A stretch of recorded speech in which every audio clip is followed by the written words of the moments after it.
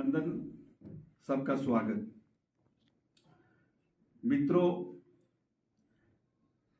पहले भी आपसे मैं रूबरू हो चुका हूं। पिछले कई दिनों से पालनपुर कृषि विश्वविद्यालय में टूरिज्म विलेज की चर्चा जोरों पर है। इससे पहले जब मैं आपके बीच में जुड़ा था तो उसमें भी मैंने आपके चैनल के माध्यम से आह्वान किया था कि पालनपुर के नेता इस टूरिज्म विलेज को लेकर क्यों खामोश है, आखिर उनकी क्या मजबूरी है। यह हम सब जानते हैं कि हिमाचल प्रदेश की सत्तारूढ़ कांग्रेस की सरकार पिछले 2 वर्षों से कमीशन खोरी के नाम पर हर जगह नई नई घटना को अंजाम दे रही है और उससे हमारा पालनपुर भी अछूता नहीं रहा है। यह हम सब जानते हैं कि पालनपुर कृषि विश्वविद्यालय की जो हिस्ट्री है, इतिहास है, कि जब वर्ष 1960 में देश के तत्कालीन प्रधानमंत्री स्वर्गीय जवाहरलाल नेहरू जी ने हिमालयन के 2 ऐसे क्षेत्र, चाहे वो हिमाचल प्रदेश था या चाहे वो अविभाजित उत्तर प्रदेश का, वर्तमान में उत्तराखंड राज्य का देहरादून था, कि पालनपुर में नेशनल बायोलॉजी रिसर्च सेंटर बने, NRVI, और उसी तर्ज पर देहरादून में फॉरेस्ट रिसर्च सेंटर बने। लेकिन देहरादून में FRI तो बन गया, वहां पर उसकी स्थापना हो गई, लेकिन पालनपुर में NRIV की स्थापना नहीं हो पाई। और ये जो जगह थी कृषि विश्वविद्यालय पालनपुर की, ये चाय बागान की थी।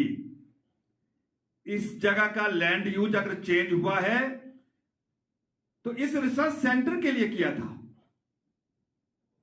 लेकिन दुर्भाग्यवश जब लगातार कांग्रेस नीति की केंद्र की सरकार 40 वर्ष तक देश में शासन करती रही तो पालनपुर को NRVI का वो रूप नहीं दे पाए और बाद में इस जगह को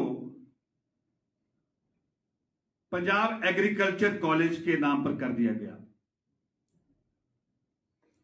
लेकिन जब हिमाचल प्रदेश को पूर्ण राज्य का दर्जा मिला, उसके पश्चात जब हिमाचल प्रदेश में जनता पार्टी की सरकार आई तो वर्ष 1978 में पंजाब एग्रीकल्चर कॉलेज को हिमाचल प्रदेश कृषि विश्वविद्यालय के रूप में स्थापित करने का निर्णय लिया, जो कि आज चौधरी सरवण कुमार कृषि विश्वविद्यालय के रूप में हिमाचल प्रदेश के किसानों को नहीं बल्कि देश के भी अन्य किसानों की सेवा में काम कर रहा है। मुझे हैरानी और होती है कि एक कृषि विश्वविद्यालय को विकसित करने के लिए, उसको अपने उस रूप में लाने के लिए एक बहुत बड़ी लंबी एक यात्रा होती है। कई प्रकार के उसमें पड़ाव भी होते हैं। विषय को शैक्षणिक या पाठ्यक्रम से जुड़ा हुआ ही नहीं होता है। उनके शोध के भी कई प्रकार के अलग अलग वैज्ञानिकों के विषय होते हैं और मात्र 414 हेक्टेयर की यह पालनपुर की कृषि विश्वविद्यालय की भूमि, जिसको पहले ही धीरे धीरे उसका आकार जो है वो कम कर दिया गया है, चाहे वो पालनपुर के डिग्री कॉलेज के रूप में हो, चाहे वो यहां पर निर्माणाधीन या जो प्रस्तावित हेलीपैड के लिए 75 कनाल की जमीन का जो विषय है वो हो, और उसके बाद अब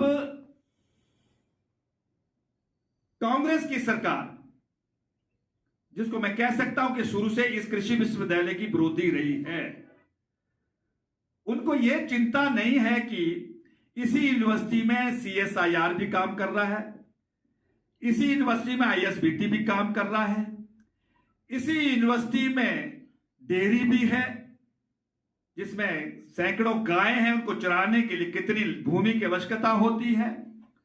यही वेटनरी कॉलेज भी है जहां पर एक शीप फार्म, एक आधुनिक शीप फार्म बनाने की जरूरत है, उसके लिए कितनी जमीन की जरूरत है।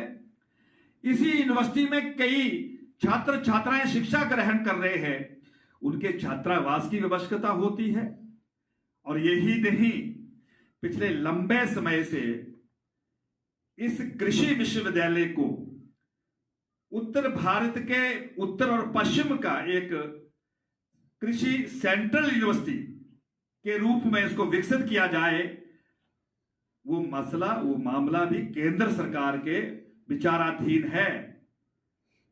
और यही नहीं, वर्ष 2022 में सीड कॉरपोरेशन ऑफ इंडिया के साथ कृषि विश्वविद्यालय का एक MOU हुआ है और उस MOU में यहां पर विश्वविद्यालय में अलग से कृषि बीज का उत्पादन होगा और उसके लिए भी 75 हेक्टेयर भूमि की आवश्यकता है। और यही नहीं, पालमपुर में इंजीनियरिंग कृषि का एक विंग यहां पर स्थापित हो, वो फाइल भी भारत सरकार के पास विचाराधीन है। अब मैं ये जानना चाहता हूं कि ये जो यूनिवर्सिटी से जुड़े विभिन्न पहलू हैं, अगर हम इनको सही रूप से विकसित करना चाहते हैं, उसको स्थापित करना चाहते हैं, तो यूनिवर्सिटी के पास अपनी जगह कहां है। लेकिन कांग्रेस के मित्रों को इस यूनिवर्सिटी की गरिमा और उसको एक बड़े आकार की देने की आवश्यकता की चिंता नहीं है। चिंता है तो जिस प्रकार से पूरे हिमाचल प्रदेश में यह सरकार कमीशन खोरी के रूप में बदनाम है, उसी प्रकार से पालमपुर में एक ऐसी अच्छी विकसित जगह यूनिवर्सिटी की, जिसकी जो अनुमानित कीमत है 2000 करोड़ से ज्यादा है, उस भूमि को अपने चहेतों को खुश करने के लिए एक मजबूत कमीशन की आड़ में, एक षड्यंत्र के तहत एक बड़ा भ्रष्टाचार करने जा रही है। पालमपुर की जनता इनके सपने को पूरा नहीं होने देगी। अगर हमें आंदोलन की दृष्टि से जहां तक भी आगे बढ़ना पड़ेगा, पीछे नहीं हटेंगे। ये विषय पालमपुर का ही नहीं है, ये विषय सुला का भी है, ये विषय जयसिंहपुर का भी है, विषय बैजनाथ का भी है। क्योंकि इस क्षेत्र से जो नजदीकी जितने भी क्षेत्र ये भाग हैं, वो सीधा सीधा इस यूनिवर्सिटी से जुड़े हुए हैं और उनके जो वहां से जो लोग हैं इस क्षेत्र से, वो भी कांग्रेस की इस करतूत से बहुत आहत है। और इसके बावजूद कांग्रेस ने आंदोलन को भी कुचलने का प्रयास किया, तो फिर मजबूरी में माननीय उच्च न्यायालय का दरवाजा खटखटाएंगे, जिसमें फिर दूध का दूध और पानी का पानी होगा।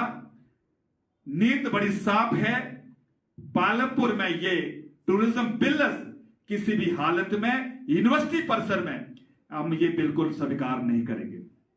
और हां, हमने पहले भी कहा था, आज भी दोबारा कह रहा हूं, पालमपुर में टूरिज्म बिल 1 ना 2 बने और बहुत सी ऐसी जगह है, वहां क्यों नहीं टूरिज्म बिल बनाते हो। लेकिन पालमपुर के कृषि विश्वविद्यालय के प्रांगण में, उसकी गोद में ही टूरिज्म विलेज क्यों बनाया जाएगा। क्या इनको यह जानकारी नहीं है कि एक अच्छे भले शिक्षा मंदिर के उस वातावरण को टूरिज्म विलेज की आड़ में जब 5 स्टार होटल वहां खुलेंगे, जब वहां डिस्को होंगे, जब वहां पब सारा रात वहां पर नाच और गाने होंगे, तो कौन कल्पना कर सकता कि वहां पर शिक्षा जो है वो हमारे बच्चे अच्छे ढंग से ग्रहण करेंगे। ये कांग्रेस की सोच, भगवान ही इनको बचाए। तो मित्रों, आज मेरे 2 प्रश्न है कि ये जो पालमपुर के नेता जो जिनकी मुंह पर ताला लगा हुआ खामोश बैठे हैं, वो कृपया करके इस विषय को स्पष्ट करें कि वो इस टूरिज्म विलेज को यूनिवर्सिटी के प्रांगण में बनाने में उसके पक्ष में है या नहीं। अगर नहीं है तो प्रेस वार्ता के माध्यम से स्पष्ट करें, ताकि जनता को पता लग जाए ये क्षेत्र के कितने हितैषी हैं, इनकी मंशा क्या है, कमीशन तक की क्यों सीमित है, ये पालनपुर की जनता जानना चाहती है। और इसके अतिरिक्त मित्रों, हम धीरे धीरे हर जनमानस में इस विषय को लेके जा रहे हैं, और जहां भी हम जा रहे हैं वो कांग्रेस की इस करतूत से हैरान है। ये क्या हो गया कांग्रेस को? अच्छा होता कि यूनिवर्सिटी के लिए कोई अच्छे तरीके से इसको विस्तार देने के लिए, इसकी भव्यता और दिव्यता के लिए कोई केंद्र सरकार को रेजुलेशन भेजते। रेजुलेशन तो दूर की बात, बीच में एक नया काम, ये हम बिल्कुल कदापि सहन नहीं करेंगे। और मुझे पूरा विश्वास है कि मुझे मीडिया का भी पूरा सहयोग और समर्थन प्राप्त होगा, और पालनपुर की जनता भी मीडिया के साथ मिलकर इनके इस जो इनका एक अपना एक एजेंडा है, इसका मिलकर विरोध करेंगे। आज मुझे इतना ही कहना है। आपके मन में कोई प्रश्न है तो आप पूछ सकते हैं। तो लोग जी, जो टूरिज्म विलेज की बात की जा रही है, उसके लिए आगामी रणनीति क्या रहेगी भाजपा की तरफ से? भाजपा 15 अगस्त तक एक इनको टाइम दे रही है कि जो यहां की एक भावना है पालनपुर की, उस भावना को वो कमजोरी ना समझे। वो समय दिया हमने।